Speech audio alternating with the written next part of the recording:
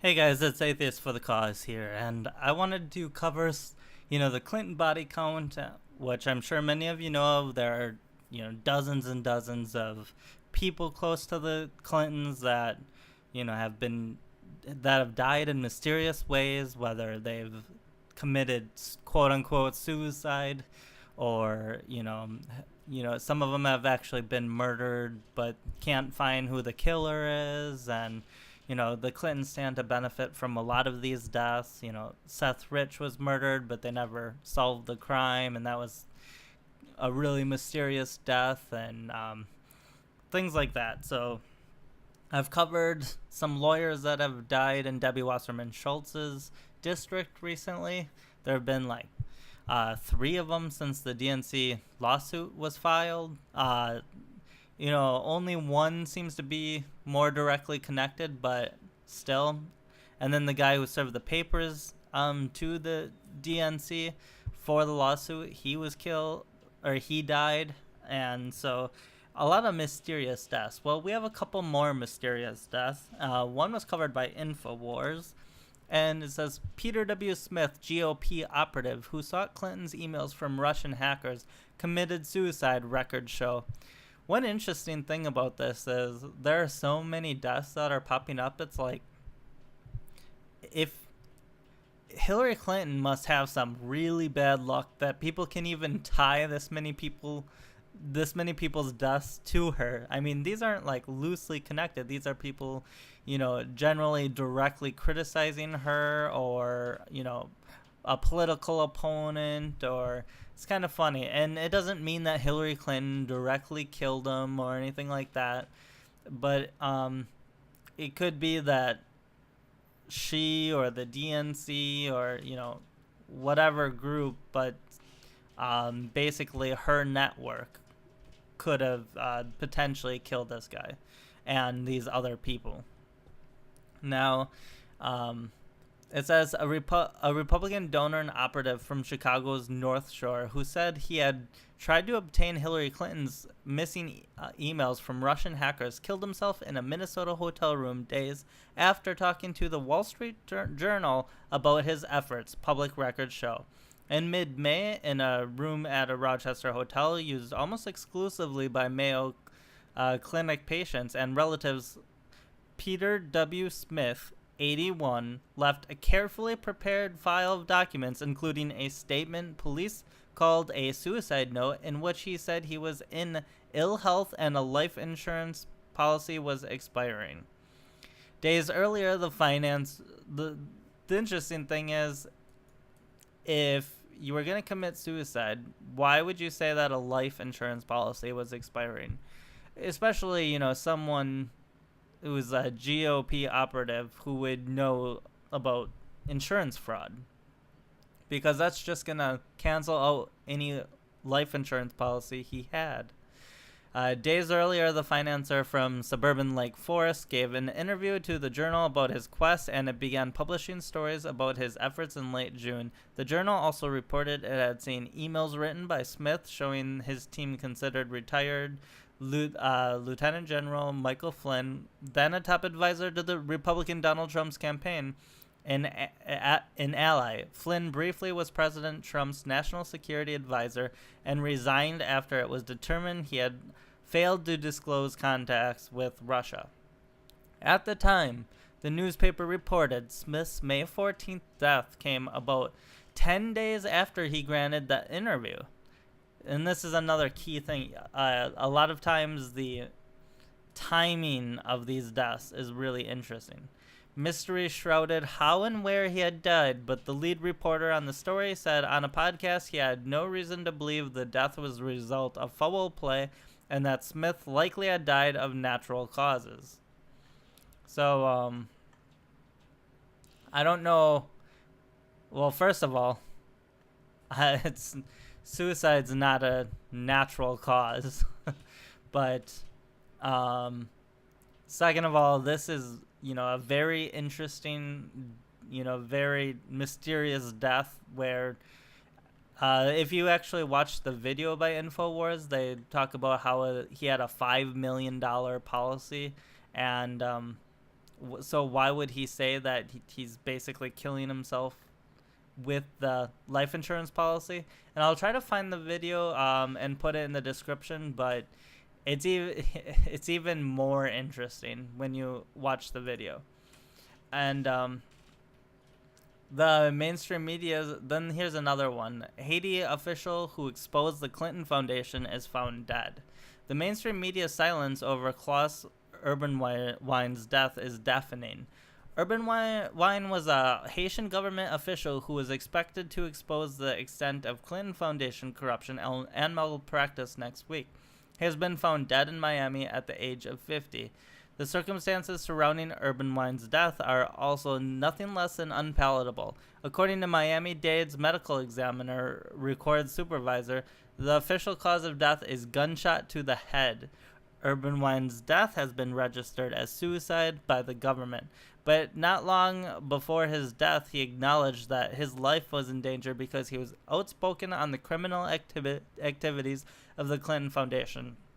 Miami-Dade, too. I think that is Debbie Wasserman Schultz's district, once again. Eberwein was a fierce critic of the Clinton Foundation's activities in the Caribbean island, where he served as director of the government's Economic Development Agency for 3 years. The Clinton Foundation, they are criminals, they are thieves, they are liars, they are a disgrace, Eberwein said at a protest outside of the Clinton Foundation headquarters in Manhattan last year. Eberwein was due to appear on Tuesday before the Haitian Senate Ethics and Anti-Corruption Commission, where he was widely expected to testify that the Clinton Foundation misappropriated Haiti earthquake donations from international donors. But this suicide gets even more disturbing. Isn't it interesting how these people suddenly want to commit suicide constantly right before they're supposed to testify in front of different government committees and commissions, and it's just amazing. Eberwein was only 50 years old and reportedly told acquaintances he feared for his life because of his fierce criticism of the Clinton Foundation. His close friends and business partners were taken aback by the idea he may have committed suicide. It's really shocking, said friend Gilbert Bailey. We grew up together. He was like family. During and after his government tenure, Eberwein faced allegations of fraud and corruption on how the agency he headed administered funds. Among the issues was face oversight of the shoddy construction of several schools built after Haiti's devastating January 12, 2010 earthquake. But according to Eberwein, it was the Clinton Foundation who was deeply in the wrong, and he intended to testify and prove it on Tuesday. And this is not the only Haitian that has, Haitian official. Sorry, I almost dropped my mic. This is not the only Haitian official that has been very critical of the Clintons. In fact, Haitians are not fond of the Clintons in general at all. And there is, if you look into the Laura Silsby stuff, which I investigated thoroughly, it's quite disturbing. And I'm not going to get into it all right now, but effectively, the Clintons were connected to a bunch of orphanages where, orphanages take children that have parents, actually, not just children without parents. And they in Haiti, because people are so poor, and so the Clintons had connections to these orphanages, and so did the CIA. Like, these are some of these orphanages were actually operating with CIA operatives. And I know it sounds conspiratorial, but they admit, like, in their own documents and on their own websites and stuff, that they list names that then you can go and find that they were actually part of the CIA. And there was a lot of wrongdoing. A lot of these orphanages didn't proper, and Laura Silsby didn't properly have oversight. They didn't put themselves on list for oversight.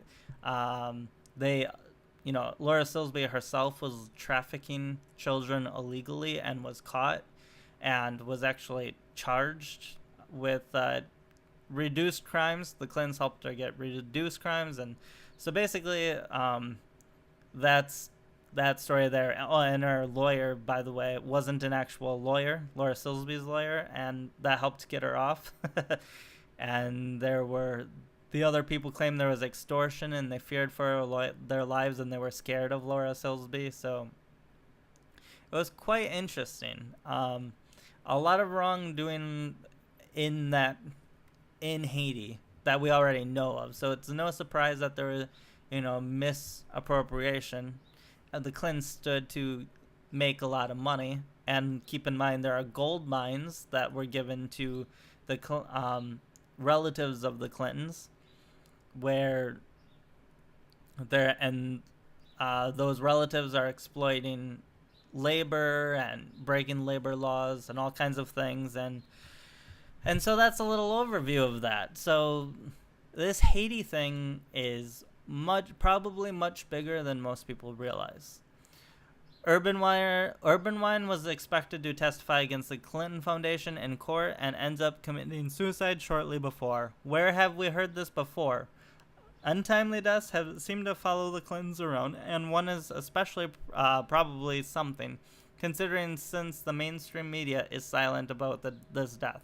And that's the other thing. The mainstream media will be silent about deaths like this, and they'll actually work to silence any talk about certain deaths. And it's like, well, if they weren't working on behalf of Hillary Clinton, basically, or some other person in government, why would the media not allow people to at least talk about this stuff? And here's a little bit from WND. According to Eberwein, a paltry 0.6% of donations granted by international donors to the Clinton Foundation with the express purpose of directly assisting Haitians actually ended up in the hands of Haitian organizations. A further 9.6% ended up with the Haitian government. So yes, 0.6% went to the victims. 9.6% went to the Haitian government. The remaining 89.8%, or $5.4 billion with a B, was funneled to non-Haitian organizations. And by the way some of these work, I think going off of memory, I think it was like David Brock, but in my investigations, what I found is they would basically move money around. So like, say David Brock would give money to Hillary Clinton. Hillary Clinton would give it back to David Brock. A company owned by David Brock would give it to someone else. And basically it would keep passing hands. And every time it passes hands, then he would take a cut. So like, by the time it goes from, the donation would go from, the person who gave it to the recipients, like half of it's already gone.